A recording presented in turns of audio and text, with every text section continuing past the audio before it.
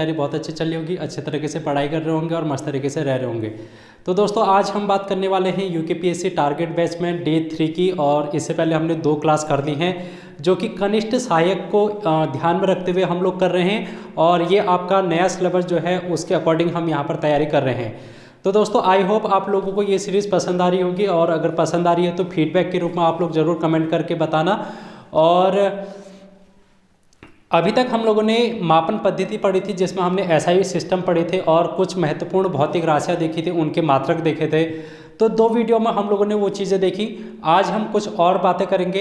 तो चलिए वीडियो को शुरू करते हैं। और अगर आप नए हैं तो चैनल को सब्सक्राइब करके बेल आइकन को प्रेस करके ज़्यादा से ज़्यादा लोगों तक इस वीडियो को पहुंचाने की कोशिश करना, जिससे कि सभी लोग हैं जो कि यहाँ पर से जुड़ सके और अपना सिलेक्शन है जो कि ले सके।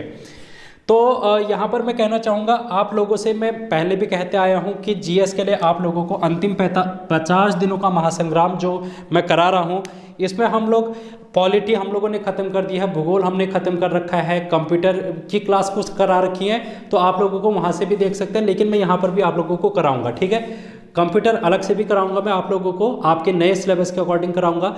और इसमें इतिहास, भारत का इतिहास भी आप लोग पढ़ेंगे। तो अंतिम 50 दिनों के महासंग्राम में आप लोग ये चीज़ कर सकते हैं, रोज़ एक एक वीडियो अगर आप लोग अभी से भी देखते हैं तो मार्च तक आपका ये 50 दिनों का संग्राम खत्म हो जाएगा। और आपकी जो जीएस आने वाली है वो जीएस में आप लोग अच्छा स्कोर कर ले जाएंगे। तो इस वाली क्लास को जरूर देखना भाई, यहाँ पर आप लोगों को हर एक चीज़ बारीकी से देखने को मिलेगी। उसके अलावा मैं आप लोगों को हिंदी की क्लास भी देखने के लिए कहूँगा। प्लेलिस्ट बनी है, प्लेलिस्ट में जाके आप लोग सर्च कर सकते हैं, ठीक है। प्लेलिस्ट में जाएंगे या फिर इसी वीडियो के डिस्क्रिप्शन में भी आप लोग जाएंगे तो वहाँ पर भी आप लोगों को मैंने लिंक दे रखा है, तो लिंक से आप लोग जा सकते हैं। और रीजनिंग भी आप लोगों के एग्जाम में पूछी जाती है। अभी पुलिस कांस्टेबल का पेपर हुआ था तो इस रीजनिंग के क्लास से आप लोगों को 6 से 7 क्वेश्चन हैं जो कि देखने को मिले, जबकि आप लोगों के कुल 9 प्रश्न पूछे गए थे। तो 6 से 7 प्रश्न इसी प्लेलिस्ट से पूछे गए हैं। आप लोग यहाँ पर से इस चीज़ को ध्यान में रखना और अपनी तैयारी को बेहतर करना, ठीक है। और मैं एक चीज़ और कहना चाहूँगा आप लोगों से कि रिवीजन है जो कि आप लोग डेली करता रहा करें। जो भी चीज़ें आप पढ़ रहे हैं उस चीज़ को आप रिवीजन करें और बढ़िया तरीके से टाइम शेड्यूल है अपना फिक्स कर लें, एक टाइम टेबल बना लेना और उस टाइम टेबल के अकॉर्डिंग आप लोग क्या करना, तैयारी करना। और आज की वीडियो में हम देखेंगे वैज्ञानिक यंत्र और उपकरण, क्योंकि आप लोगों के एग्जाम में फिजिक्स जो है वो बहुत डिटेल में हम नहीं जाएंगे, क्योंकि हमको सामान्य जानकारी होनी चाहिए, ऐसा आपके सिलेबस में लिखा है। अगर हम फिजिक्स को ही कराने में लग गए, क्योंकि जो हमारा भौतिकी वाला चैप्टर चल रहा था, अगर हम उसी को कंप्लीट कराने के लिए चले गए तो न जाने हम कितनी क्लास है, 1 महीना 2 महीना हम फिजिक्स को ही कंप्लीट नहीं कर पाएंगे, क्योंकि इतना बड़ा सिलेबस है फिजिक्स का। लेकिन अगर हम बात करें आपके एग्जाम के पॉइंट ऑफ व्यू से, आपको वहाँ पर सामान्य जानकारी लिखा है जो कि दैनिक जीवन में आप लोग यूज करते हैं। तो वैज्ञानिक उपकरण यंत्र भी हम लोग दैनिक जीवन में अपने यूज करते हैं, अभी हम देखेंगे। इसका आप लोग क्या कर लें, चार्ट बना लें। पेन और पेपर हाथ में लेकर आराम से बैठ जाएं और चार्ट बनाएं एक, और ऊपर से हेडिंग लिख दें वैज्ञानिक यंत्र और उपकरण। अब आप लोग यहाँ पर लिखेंगे यंत्र और उपकरण, यंत्र या फिर उपकरण आप लोग लिखेंगे, ठीक है। और इसका आप लोग लिखेंगे यहाँ पर उपयोग, इसका उपयोग कहाँ पर होता है ये चीज़ आप लोग लिखेंगे। इस तरीके से आप लोग बना दे चार्ट। और तो पहला यंत्र और उपकरण हम पढ़ रहे हैं जिसका नाम है अल्टीमीटर। हम ए से ही शुरू करेंगे, ए से जेड तक जाएंगे, तो इसलिए मैं शुरुआत में अ नाम से, फिर इसी तरीके से हम आगे को बढ़ेंगे। ए नाम से हम देख लेते हैं अल्टीमीटर। अल्टीमीटर इंग्लिश में भी अल्टीमीटर ही बोलेंगे दोस्तों, ठीक है। तो इंग्लिश में कोई नया नाम नहीं है, अल्टीमीटर ही इसका नाम होगा। और इसका उपयोग विमानों की ऊंचाई मापता है, ये ऊंचाई मापने वाला। इसका मतलब भी मैं आप लोगों को समझाते जाऊंगा। जैसे कि हम विमान देखते हैं या हवाई जहाज़ देखते हैं तो वो आसमान में उड़ते हैं, तो ये कितनी ऊंचाई पर उड़ रहे हैं। अगर हमको धरती में से यहाँ पर से इनकी ऊंचाई को देखना होगा तो हम इस अल्टीमीटर का प्रयोग करेंगे। ये एक प्रकार का उपकरण होता है जिसके माध्यम से हम विमानों की ऊंचाई को हम क्या कर सकते हैं, ज्ञात कर सकते हैं। दूसरा आप लोग लिखेंगे, दूसरा लिखें जिसका नाम है अमीटर। अमीटर,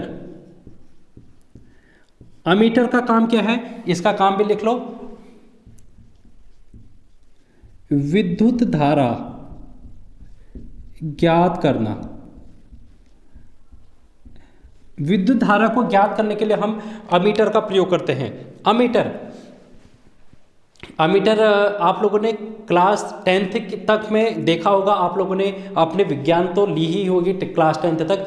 तो अमीटर है जो कि विद्युत धारा यानी कि करंट, किसी भी परिपथ में, किसी भी आप लोगों के घर में कितनी करंट आ रही है, अगर आप लोग देखते हैं तो जो सॉकेट होते हैं, ये इस प्रकार से जो सॉकेट होते हैं, इसमें अगर हम अमीटर को लगाएंगे तो उसकी 2 पिनें होती हैं और उन 2 पिनों को हम यहाँ पर अगर डालेंगे तो हमें पता चल जाएगी कि हमारे घर में कितनी करंट आ रही है। तो ये पता करते हैं विद्युत धारा का मान ज्ञात करना, अमीटर। ठीक है दोस्तों, ये आप लोगों ने देखा होगा, आई होप बहुत से, अगर आप लोग टीवी सही कराने गए होंगे, पहले का पुराना टीवी या फिर रेडियो सही कराने, तो वो लोग बहुत यूज करते हैं इस चीज़ का। अमीटर के बाद एनीमोमीटर। एनीमोमीटर, एनीमोमीटर, तीसरा आप लोग लिखेंगे एनीमोमीटर। तो इसका आप लोग उपयोग लिखेंगे वायु की शक्ति, वायु की शक्ति और गति मापना। हमारे वायुमंडल में जो वायु है, एयर है, अगर हमको उसकी शक्ति मापनी है, किस गति से, स्पीड से वायु है जो कि आ रही है, जैसे कि तूफान, आधी तूफान आ जाते हैं, तो आधी तूफान किस गति से आ रहे हैं, हम लोगों को पता चलता है ना जब हम टीवी में सुनते हैं कि इस तूफान की गति इतने किलोमीटर पर आर थी। तो वो जो चीज़ें हैं हमको उसकी गति की, उसकी शक्ति के बारे में कैसे पता चलता है, एनीमोमीटर नामक एक यंत्र होता है जो कि यहाँ पर यूज किया जाता है। उसके बाद आप लोग लिखेंगे ऑरिस्कोप।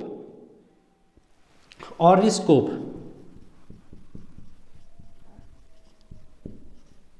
ऑरिस्कोप, ऑरिस्कोप का काम क्या है, जो हम इसको डॉक्टर लोग यूज करते हैं। अगर आपके कान में कोई चीज़ दिक्कत हो गई, ठीक है, तो वो क्या करता है, कान में एक मशीन डालता है और फिर उस कान के अंदर की सारी चीज़ें देख लेता है। उसे डॉक्टर को पता चल जाता है कि आपके कान के अंदर क्या डिफेक्ट है, तो उस यंत्र को ऑरिस्कोप बोला जाता है। कान के आंतरिक भाग का परीक्षण, आंतरिक भाग का परीक्षण। अगर आप लोगों के कान के अंदर कोई भी चीज़ें देखनी होंगी डॉक्टर ने, तो वो ऑरिस्कोप का प्रयोग करेगा, ऑरिस्कोप लगा के देखेगा। अब आता है बैरोमीटर। और नाम के होगे, अब आप लिखोगे बैरोमीटर। बैरोमीटर क्या करता है, देखो महत्वपूर्ण है, आप लोग इसको देखेंगे। वायुमंडलीय दाब मापता है। ये वायुमंडलीय दाब मापता है, यानी कि एटमॉस्फेरिक प्रेशर को मेजर करता है। जैसे हमारा वायुमंडल है, वायुमंडल में दबाव भी होता है, प्रेशर भी होता है। तो अगर हम बात करें, जिस समय आंधी तूफान आते हैं, आंधी तूफान आते हैं तो उससे हमारा वायुमंडलीय दाब है वो प्रभावित हो जाता है।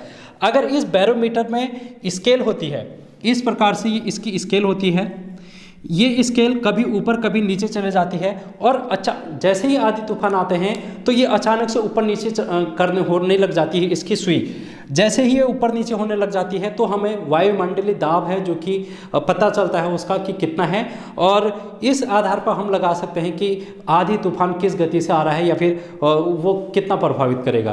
तो बैरोमीटर है जो कि यहाँ पर बात करता है वायुमंडलीय दाब को मापने की।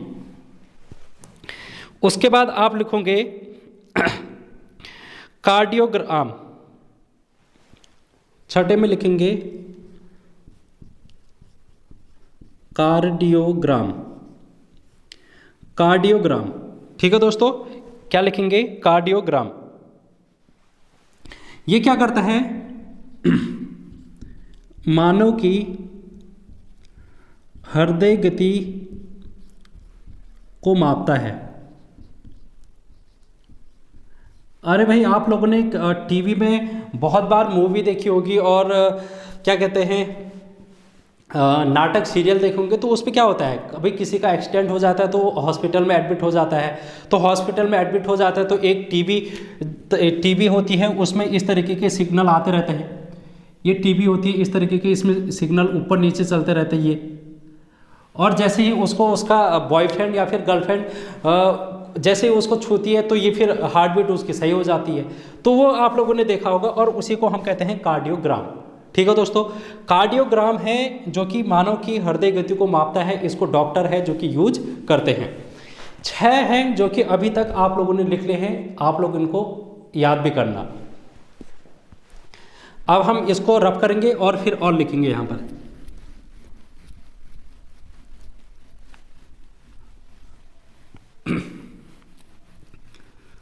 तो ये आप लोगों के एग्जाम के लिए महत्वपूर्ण रहेंगे, क्योंकि यूकेपीएससी इस तरीके के प्रश्न पूछ लेता है, और जब वो साइंस के क्वेश्चन पूछता है तो ये उपकरणों वाले से एक आध क्वेश्चन पूछ लेता है। तो आप लोग यहाँ पर से इस चीज़ को तैयार करके रखना, और बढ़िया तरीके से अपने एग्जाम में जब आएगा तो याद करके ले जाना इसको। उसके बाद हम बात करेंगे 7वां, इसमें लिखेंगे आप कैस्कोग्राफ। क्या लिखा? कैस्कोग्राफ। कैस्कोग्राफ क्या करता है? पौधों में वृद्धि मापता है। ये क्या करेगा? कैस्कोग्राफ पौधों में वृद्धि मापेगा। जैसे कि हमने छोटा सा पौधा बीज लगाया, अब वो कितना बड़ा, और ये पौधा फिर कितना बड़ा, ये कितना बड़ा, इस तरीके से इसकी जो वृद्धि है वो मापेगा कैस्कोग्राफ। ठीक है, तो ये बात आप लोगों को ध्यान में रखनी है कि कैस्कोग्राफ पौधों में वृद्धि दर को मापता है। उसके बाद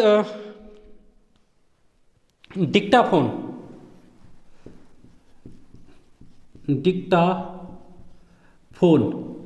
ये डिक्टाफोन जो काम करता है वो रिकॉर्डिंग का काम करता है। रिकॉर्डिंग, जैसे कि आप लोग आपके फ़ोन में जब भी किसी का फ़ोन आता होगा तो उसमें एक ऑप्शन होता है ना कि रिकॉर्डिंग करने का, तो उस रिकॉर्डिंग को आप लोग बाद में सेव करके रख सकते हैं और बाद में सुन सकते हैं। तो ये काम करता है डिक्टाफोन। कौन करता है ये काम?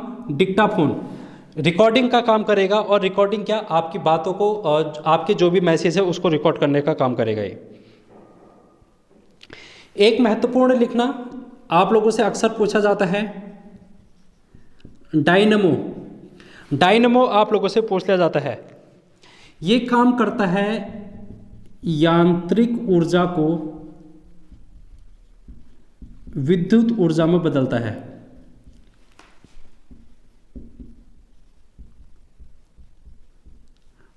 ये भी आप लोगों को मोस्ट इंपॉर्टेंट करना है, क्योंकि डायनमो भी एक तरीके से आप लोगों से पूछ लिया जाता है। जैसे कि आप लोग जो वो होते हैं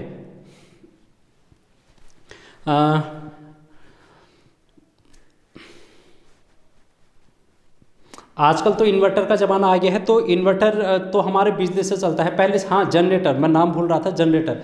जो जनरेटर होते हैं उसमें एक इंसान क्या करता है, पहले पेट्रोल डालता है और फिर क्या करता है, उसको खींचता है ऊपर को ताकत लगा के। तो यानी कि आप लोगों ने कुछ ना कुछ काम किया उसमें।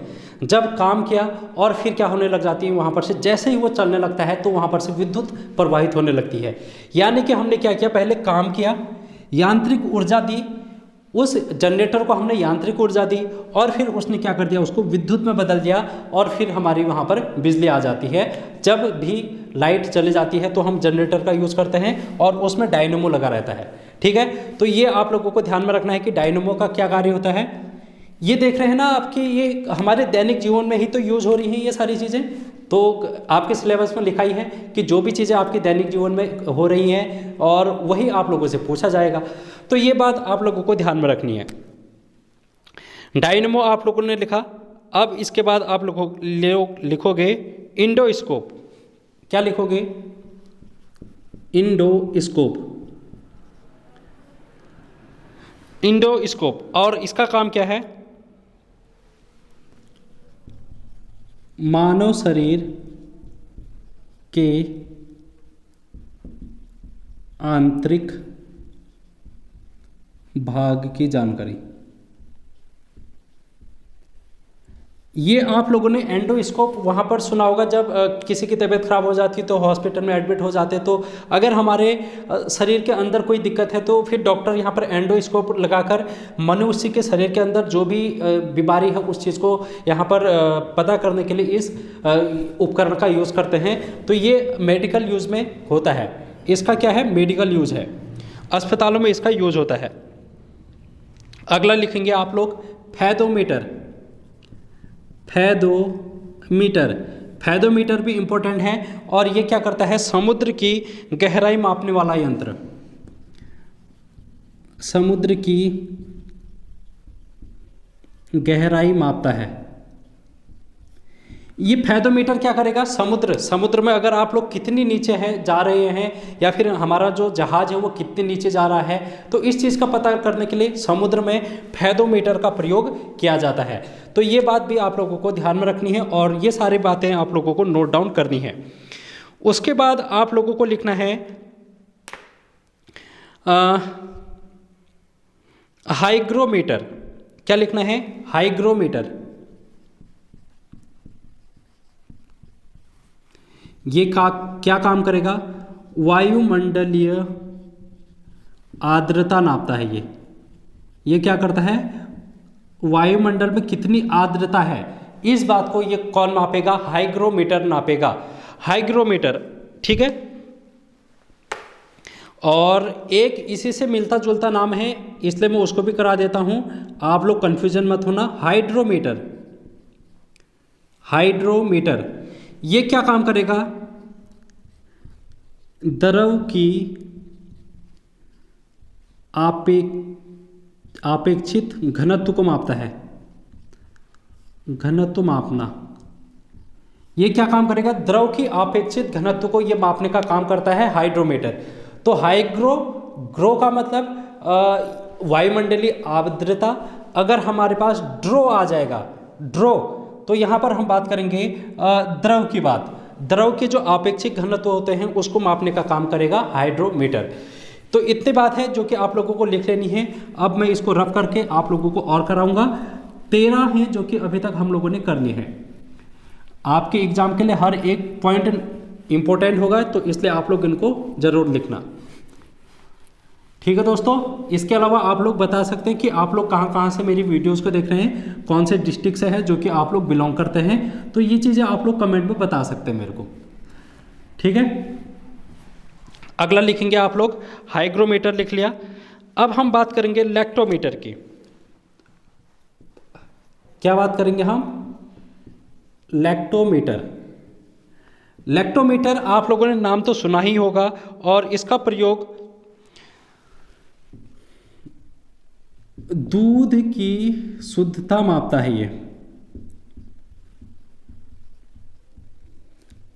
आजकल ये घरों में, पहाड़ों में, डेयरी में ज़्यादा यूज होता है। जैसे कि जो भी लोगों ने घर पे दूध लगाया होगा, डेयरी में अगर ले जाते हैं तो वहाँ पर दूध की शुद्धता मापी जाती है, जो कि लैक्टोमीटर है वहाँ पर यूज किया जाता है। दूध कितना शुद्ध है, कितना अशुद्ध है, कितना इम्प्योरिटी उसमें है, पानी मिला रखा है, तो ये सारी बातें हैं जो कि इस लैक्टोमीटर से पता चल जाती है। तो ये भी हमारे दैनिक जीवन में यूज हो रहा है। अगला लिखेंगे हम लोग, अगला माइक्रोफोन। माइक्रोफोन, अब माइक्रोफोन तो मैं आप लोगों को अभी दिखा सकता हूं। ये रहा माइक्रोफोन, जिसका यूज मैं यहाँ पर यूज कर रहा हूँ, ठीक है। और ये क्या काम कर रहा है माइक्रोफोन, ये काम कर रहा है मेरी जो ध्वनि है, ध्वनि सिग्नल को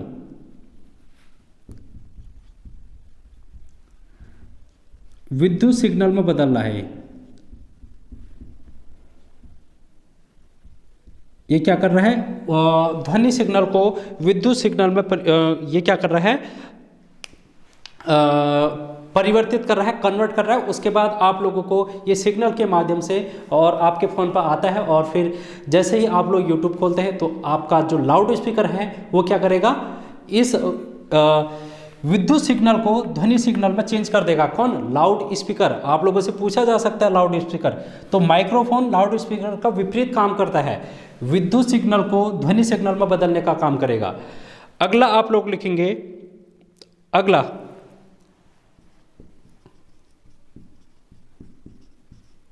ओडोमीटर।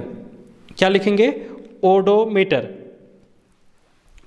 ये काम करेगा वाहनों के पहिए द्वारा तय दूरी ज्ञात करना। ये क्या काम करेगा? ओडोमीटर।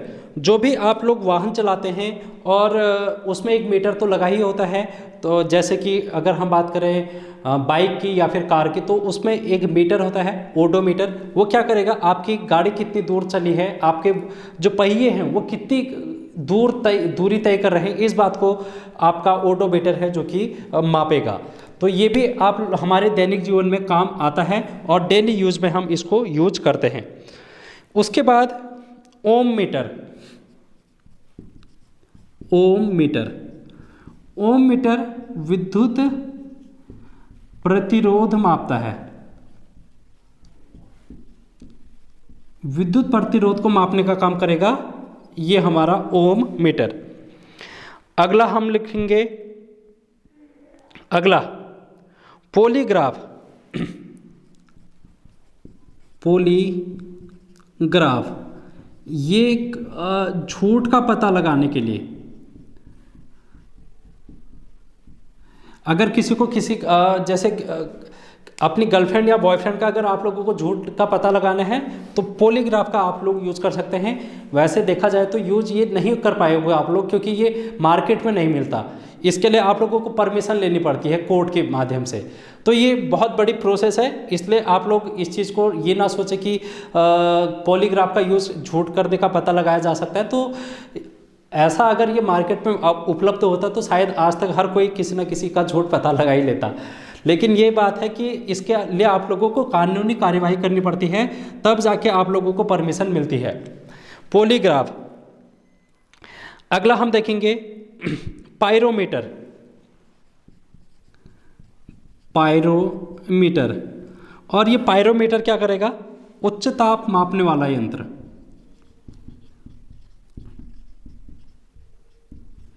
ये क्या काम करेगा? उच्च तापमान यानी कि हाई टेम्परेचर को ये मेजर करता है। जैसे कि जो इंडस्ट्री होती हैं, जैसे कि ईंट वाली भट्टी होगी, ईंट की भट्टी में भी अधिकतम ताप होता है ना, तो वहाँ पर जब बहुत ज़्यादा मात्रा में ताप होता है तो उच्च ताप, हाई टेम्परेचर, तो उसको मापने का काम करेगा कौन? पायरोमीटर। अगला हम लोग लिखेंगे 20वां लिखो, रडार। रडार वायुयानों की दूरी का पता लगाता है। ये जो रडार है ना, ये वैज्ञानिक लोग इसका प्रयोग करते हैं। और जैसे कि दुश्मन देश से अगर कोई क्या आ रहा है, वायुयान आ रहा है, अगर पाकिस्तान से कोई वायुयान भारत की सीमा में आ रहा है, तो हम लोग रडार के माध्यम से पता लगा लेंगे कि उनका जो वायुयान है वो हमारे कितनी दूरी पर है। ठीक है, एक सिग्नल ये भेजता है और सिग्नल टकरा के वापस आता है, और सिग्नल टकरा के वापस आने में जितना भी समय लगता है और उसी को वो डिस्टेंस में कन्वर्ट कर देता है। तो इसलिए हम उसको वायुयानों की दूरी का पता लगाने में इसका प्रयोग करते हैं, और ये हमारे अंतरिक्ष में काम होता है और वैज्ञानिक लोग इसका यूज़ करते हैं रडार का। तो 20 हैं जो कि अभी तक हम लोगों ने देख लिए हैं। तो आई होप आप लोगों को वीडियो पसंद आ रही होगी, और अगर वीडियो पसंद आ रही है तो कमेंट बॉक्स में आप लोग बता सकते हैं, और ज़्यादा से ज़्यादा लोगों तक इसको शेयर भी करें। ठीक है दोस्तों, अपने ग्रुप में इसको शेयर कर दीजिए करें, और या फिर व्हाट्सअप जहाँ पर भी आप लोगों की रीच है वहाँ पर इसको ज़्यादा से ज़्यादा लोगों तक शेयर कर लेना। अगला हम बात करेंगे रेन गेज। 21वां है रेन गेज। तो रेन का मतलब होता है वर्षा।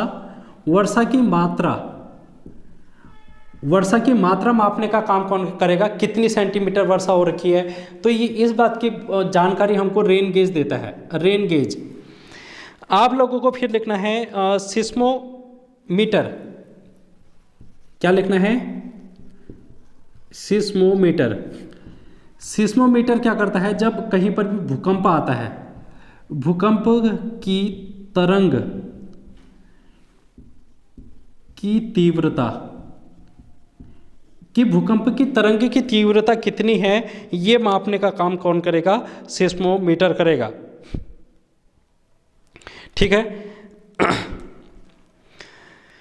उसके बाद आप लोग लिखेंगे स्टेथोस्कोप।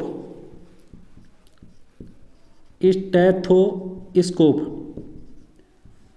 जब आप लोग हॉस्पिटल में जाते हैं तो डॉक्टर कानों में कुछ ना कुछ एक उपकरण डाल के चेस्ट में मेजर करता है, हृदय की गति की धड़कन को मापता है, तो उसी को हम लोग बोलते हैं स्टेथोस्कोप।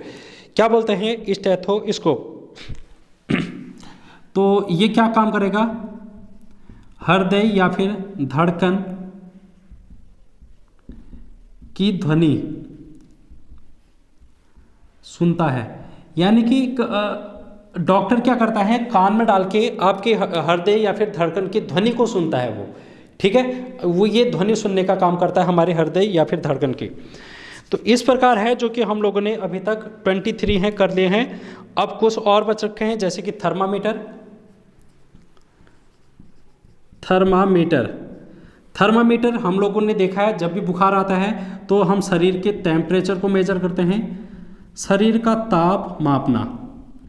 जब भी शरीर के टेम्परेचर को हमने मापना होगा तो हम किसका प्रयोग करेंगे? थर्मामीटर का प्रयोग करेंगे। एक और लिख लो, टैकोमीटर। ये क्या काम करेगा?